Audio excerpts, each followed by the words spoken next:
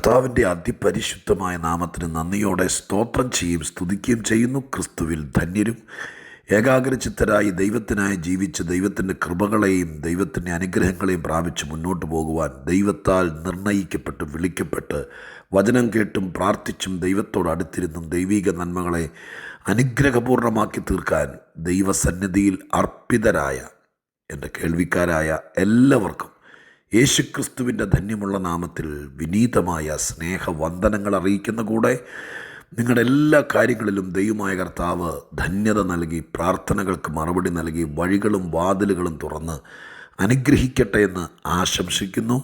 പ്രത്യേകാൽ നമ്മുടെ കർത്താവിന് സകല മഹത്വവും പുകഴ്ചയും എല്ലാം അർപ്പിച്ചുകൊണ്ട് ഏപ്രിൽ മാസത്തിൻ്റെ അവസാന ദിവസം ഒരു മാസം കൂടി ദൈവത്തിൻ്റെ കൃപയാൽ ഈ ഊഷരഭൂമിയിൽ ഈ മാസം തീർക്കത്തില്ല. പല വിഷയങ്ങൾ നമ്മുടെ നെഞ്ചിന് നേരെ മതിൽ പോലെ ഉയർന്നു വന്നപ്പോൾ ഓരോ ദിവസത്തിലും നമുക്ക് ധൈര്യം തന്ന് ബലം തന്ന് തരണം ചെയ്യാൻ കൃപ തന്ന് ചില വിഷയങ്ങൾക്ക് പരിഹാരം തന്ന് ചില കാര്യങ്ങളെ ദൈവം തന്നെ കൈകാര്യം ചെയ്ത് ഇത്രത്തോളം ഈ മാസം കൂടെ നമുക്ക് തരണം ചെയ്യാൻ കൃപ തന്ന ദൈവത്തിന് ഒത്തിരി സ്തോത്രം ചെയ്യുന്നു. എന്നെയും നിങ്ങളെയും കൺമണി പോലെ കാത്തു പരിപാലിക്കുന്ന നമ്മുടെ രക്ഷിതാവിന് നന്ദി കരേറ്റിക്കൊണ്ട് ഇന്നത്തെ ഏപ്രിൽ മാസത്തെ അവസാന ദിവസത്തിലെ ആത്മീക ദൂത് പങ്കുവയ്ക്കാൻ ഞാൻ കർത്താവിൽ വെമ്പൽ കൊള്ളുകയാണ്. പരിചിതമായിരിക്കുന്നൊരു വേദവാക്യം രൂത്തിൻ്റെ പുസ്തകത്തിൽ നിന്ന് വായിക്കുകയാണ്. രൂത്തിൻ്റെ പുസ്തകം 2-ാമത്തെ അധ്യായം 14-ാമത്തെ വാക്യം ഞാൻ നിങ്ങളെ വായിച്ചു കേൾപ്പിക്കാം. രൂത്തിൻ്റെ പുസ്തകം 2-ാം അധ്യായം 14-ാമത്തെ വാക്യം. ഭക്ഷണ സമയത്ത്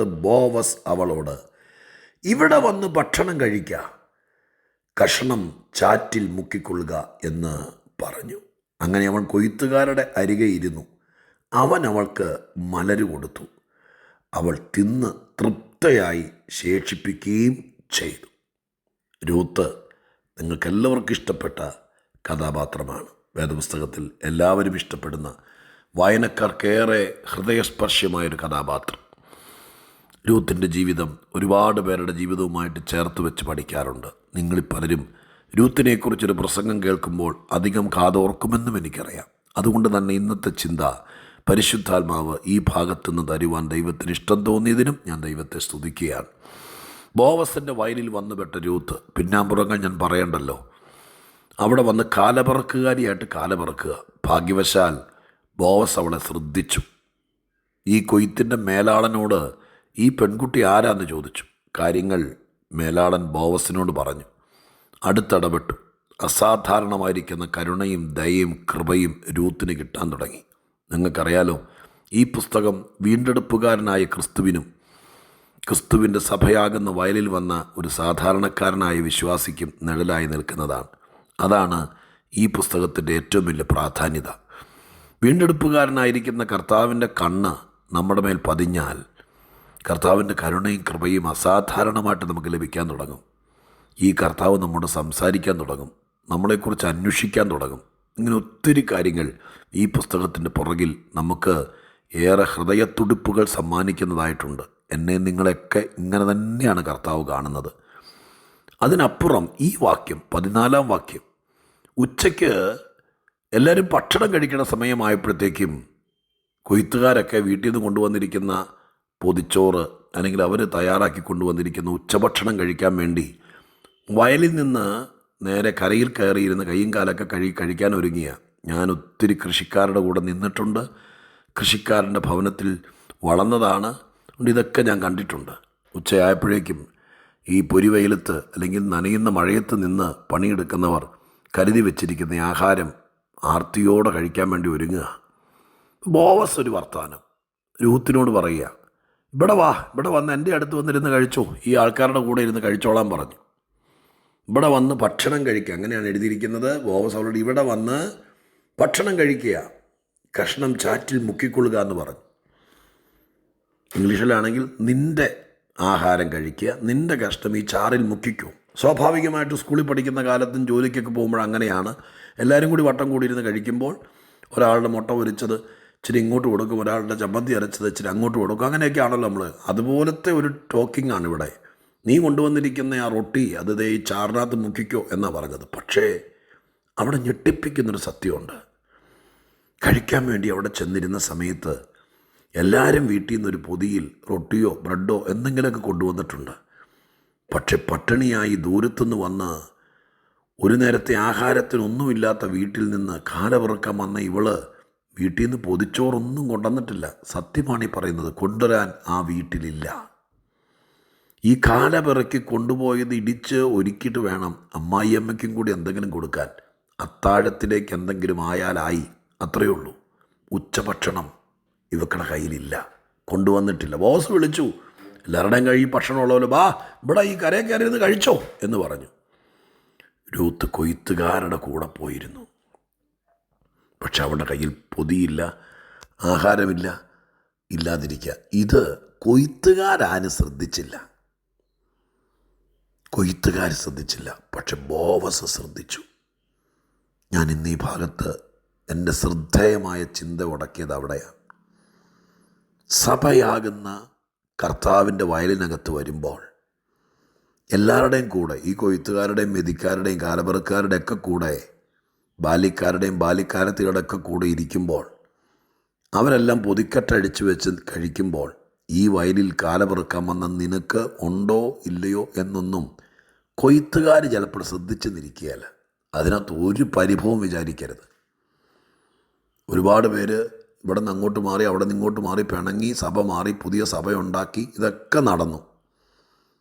ഇത് പലതും ദൈവത്തിൻ്റെ നിർണയപ്രകാരം ഒന്നും ആയിരിക്കുകയല്ല. എനിക്കില്ലാതെ വന്നപ്പോൾ ഈ വയലിലെ കൊയ്ത്തുകാരും എന്നെ ശ്രദ്ധിച്ചില്ല, എനിക്ക് കൈത്താങ്ങൾ തന്നില്ല. അതുകൊണ്ടായിരിക്കും പലരും അങ്ങോട്ടും ഇങ്ങോട്ടും പോയത്. ഇവിടെ ഒരു ഗുണപാഠം പറയാം. കൊയ്ത്തുകാരും ഒരു ഉരുളക്കിഴങ്ങിൻ്റെ കഷ്ണം പോലും, അയ്യോ മോളെ നീ ചുമ്മാ ഇരിക്കേണ്ടത്, ഇത് തിന്നുകൊണ്ടിരിക്കാൻ പറഞ്ഞുകൊണ്ട് സലാഡ് പോലും കൊടുത്തില്ല. അവർ തരികയല്ല, അവരിത് പ്രതീക്ഷിക്കുകയും ചെയ്യരുത്. പക്ഷേ ആരും ശ്രദ്ധിക്കാത്തത് ബോവസ് ശ്രദ്ധിച്ചു.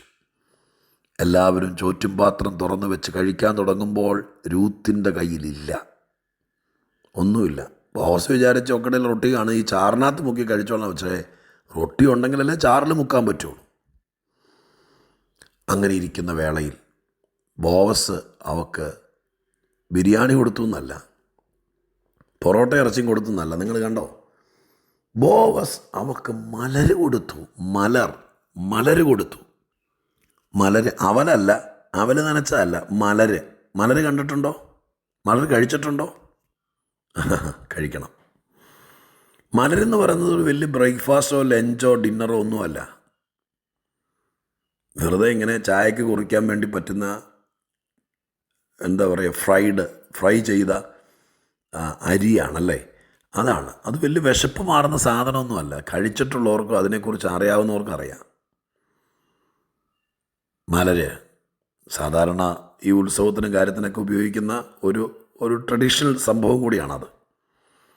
ഇവിടെ അതാണെന്നല്ല ഞാൻ പറഞ്ഞത്. മലര് വലിയൊരു ഹെവി ഫുഡല്ല. മലര് ഒരു ലഞ്ചിന് കൊടുക്കുന്നതല്ല. ഉച്ചയ്ക്ക് നിങ്ങൾക്ക് ചോറുണ്ണാൻ വേണ്ടി വിശന്ന് വരിക, നിങ്ങൾ വിറക് കീറാൻ ചെന്നു, അല്ലെങ്കിൽ നിങ്ങൾ ഉച്ച വരെ പണിക്കെടുത്ത് പെയിൻറ്റിങ് ചെയ്യുക, കരിങ്കല്ല് കെട്ടുക, വായോ ഉച്ചയ്ക്ക് കഴിക്കാൻ പോയാൽ പറഞ്ഞ് വിളിച്ചപ്പോഴത്തേക്ക് നിങ്ങളുടെ പാത്രത്തിനകത്ത് 5-6 മലരിട്ട് തന്നാൽ നിങ്ങൾക്ക് വിശപ്പ് മാറും. ഉച്ചയ്ക്ക് കഴിക്കുന്ന ഫുഡല്ല ഈ മലര്. 4 മണിക്ക് ചായ കുടിക്കുമ്പോൾ ചുമ്മാ തമാശന് കപ്പലണ്ടി കുറിക്കുമ്പോൾ കുറിക്കാന്നുള്ളേ ഉള്ളൂ. അത് വിശപ്പ് മാറുന്നൊരു ഫുഡല്ല. പക്ഷേ ബോവസ് അടുത്തേക്ക് വിളിച്ചിട്ട് ആ കൈക്കുമ്പിളിൽ ഇച്ചിരി മലര് കൊടുത്തു. ഈ മലര് തിന്നു കഴിഞ്ഞപ്പോൾ അവിടെ എഴുതിയിരിക്കുന്നു, എന്നെ ആവാന ആനവായിൽ അമ്പഴങ്ങ പോയതുപോലെ എന്ന് പഴഞ്ചൊല്ല് പറയുന്ന പോലെ, കഷ്ടപ്പെട്ട് പണിയെടുത്ത് വെയിൽ കൊണ്ട് വെക്കുന്ന രൂത്ത് എന്ന ചെറുപ്പക്കാരിയുടെ ഇരുമ്പ് തിന്നാൽ ദഹിക്കുന്ന പ്രായത്തിൽ മലര് തിന്നാൽ എങ്ങനെ ഒക്കും എന്നും ചോദിച്ചുകൊണ്ട് പദം പറഞ്ഞും പിറുപിറുത്തും നിന്നല്ല അവിടെ എഴുതിയിരിക്കുന്നത്. മലര് കൊടുത്തു, അവൾ തിന്ന് തൃപ്തയായി ശേഷിപ്പിച്ചു. ഞാൻ വീണ്ടും പറയുന്നു, എൻ്റെ അറിവിൽ, എൻ്റെ ചിന്തയിൽ മലര് അങ്ങനെ തൃപ്തിയായി കഴിക്കുന്നൊരു ഫുഡല്ല. പക്ഷെ ഇവിടെ ഭംഗിവാക്ക് എഴുതിയിരിക്കുകയല്ല. എല്ലാവരുടെയും പൊതിച്ചോറിനകത്ത് ചമ്മന്തി ഇടിച്ചതും മീൻ വറുത്തതും മുട്ട പൊരിച്ചതും തോരനും ഒക്കെ കണ്ടേക്കാം. പക്ഷെ ഇവക്കതൊന്നും ഉച്ചയ്ക്ക് കിട്ടിയില്ല. ഒരു കൈക്കുടന്നക്കകത്ത് ഇച്ചിരി മലര് കിട്ടി. പക്ഷേ അവളത് തിന്നു, തൃപ്തിയായി ശേഷിച്ചു. ഞാനിങ്ങനെ ഇന്ന് ദൈവാത്മാവിൽ ചിന്തിക്കുക, നമുക്ക് കിട്ടിയത്, ഞാൻ വീണ്ടും പറയുന്നു, മട്ടൻ ബിരിയാണിയാണോ ഡക്ക് റോസ്റ്റും പാലപ്പം ആണോ, ഇതൊന്നുമല്ല വിഷയം. ഒരു പിടി മലരാണെങ്കിലും തരുന്നവൻ വീണ്ടെടുപ്പുകാരനാണെങ്കിൽ, ഹല്ലേലൂയ, നമ്മുടെ ഭാഷയിൽ പറഞ്ഞാൽ തരുന്നവൻ കർത്താവാണെങ്കിൽ, ആ തന്നതിൽ തൃപ്തി വരുത്താൻ, ബാക്കി വരുത്താൻ ദൈവം വിശ്വസ്തന. ഒരിക്കലും നമ്മൾ വിചാരിക്കരുത് എനിക്ക് മലരേ ഉള്ളൂ, അവക്കെന്നും നെയ്ച്ചോറ എന്ന് വിചാരിക്കരുത്. അവരവർ വീട്ടിൽ നിന്ന് കൊണ്ടുവന്ന് വലിയ പാത്രത്തിനകത്ത് കഴിക്കട്ടെ. പക്ഷെ നിനക്ക് കർത്താവ് തരുന്നത് ഒരു നുള്ളു മലരാണെങ്കിലും ആ മലര് നിന്നെ തൃപ്തി വരുത്തും, നിന്റെ വിശപ്പടക്കും, നിന്റെ ക്ഷീണം മാറ്റും. പോരാ, ശേഷിക്കും, ബാക്കി വരും. എൻ്റെ പ്രിയപ്പെട്ടവരെ, അതിനേക്കാൾ പ്രധാനപ്പെട്ടത്, പലരും വളരെ വൈകി കിടക്കാൻ പോവുകയും നന്നാ രാവിലെ എഴുന്നേൽക്കുകയും ചെയ്ത് വെച്ചും കുടിച്ചും വെട്ടിയും പിറകിയും നടന്നിട്ടും പലർക്കും ബാക്കിയും വരുന്നില്ല, തൃപ്തിയാകുന്നില്ല. എന്നാൽ എന്നെ കേൾക്കുന്ന നിങ്ങളിൽ ചിലർ, നമ്മളിൽ ചിലർ, കർത്താവ് തന്നതിൽ നമുക്ക് തൃപ്തിയായി ശേഷിപ്പിച്ചു. 5 പേര് പണിയെടുക്കുന്ന വീട്ടിലും ഒന്നും ശേഷിക്കാത്തത് എനിക്കറിയാം. എന്നാൽ ഒരു ആൾ മാത്രം പണിയെടുക്കുകയും 6 അംഗങ്ങളുള്ള വീട്ടിൽ ഒരാൾക്ക് ദൈവം കൊടുക്കുന്നത് കൊണ്ട് തൃപ്തിയായി ശേഷിക്കുന്ന വീടും എനിക്കറിയാം. അതുകൊണ്ട് ഞാൻ ഇങ്ങനെ പറയാം, കർത്താവ് തന്നാലേ തൃപ്തിയാവുള്ളൂ. ഞാൻ ബോവസിനെ മറക്കുകയാണ് ഇവിടെ കേട്ടോ. വീണ്ടെടുപ്പുകാരൻ, രക്ഷിച്ചവൻ, കൊയ്ത്തുകാർ തന്നാലൊക്കെ ഇത്ര ഒരു ഉരുള ചോറ് തരും. ഞാൻ ആദ്യം പറഞ്ഞ പോലെ ചില ചമ്മന്തി ഒരു ഉരുളക്കിഴങ്ങും തരും, ആ മുട്ട പൊരിച്ചതിൻ്റെ ഇച്ചിരി തുമ്പ് തരും, അത്രയൊക്കെ ഉള്ളൂ. ഒന്നും ആവൂല. അവർ തരാതിരുന്നതിന് സ്വോത്രം പറഞ്ഞു. തരുവാണെങ്കിൽ ഉപദേശിമാരും സായിപ്പും പിന്നെ ചാരിറ്റി ബോർഡുകാരും ഇവരാരുമല്ല തരേണ്ടത്. തരുവാണെങ്കിൽ വീണ്ടെടുപ്പുകാരൻ തരണം. അവൻ തരുന്ന മലരും നിന്നെ തൃപ്തരാക്കും, ശേഷിപ്പിക്കും. ബാക്കി നിനക്ക് കൈക്കുമ്പിടി കാണും. ഞാൻ അവസാനിപ്പിച്ച് പ്രാർത്ഥിക്കാൻ ഒരുങ്ങുമ്പോൾ പറയാം, മനുഷ്യനിൽ നിന്നൊന്നും പ്രതീക്ഷിക്കരുത്. വിശപ്പ് കൊണ്ട് മുണ്ട് മുറുക്കി കൊടുത്താലും മനുഷ്യൻ്റെ മുമ്പിൽ കൈനീട്ടരുത്. അങ്ങപ്പുറം വീണ്ടെടുപ്പുകാരനുണ്ട്. വീണ്ടെടുപ്പുകാരൻ തരുന്ന മലര് നിൻ്റെ ജീവിതത്തെ ബലപ്പെടുത്തും, എല്ലാവരേക്കാൾ പുഷ്ടിപ്പെടുത്തും. നിൻ്റെ സൗന്ദര്യം വർദ്ധിപ്പിക്കും, സമാധാനം വർദ്ധിപ്പിക്കും, തൃപ്തി വരുത്തും.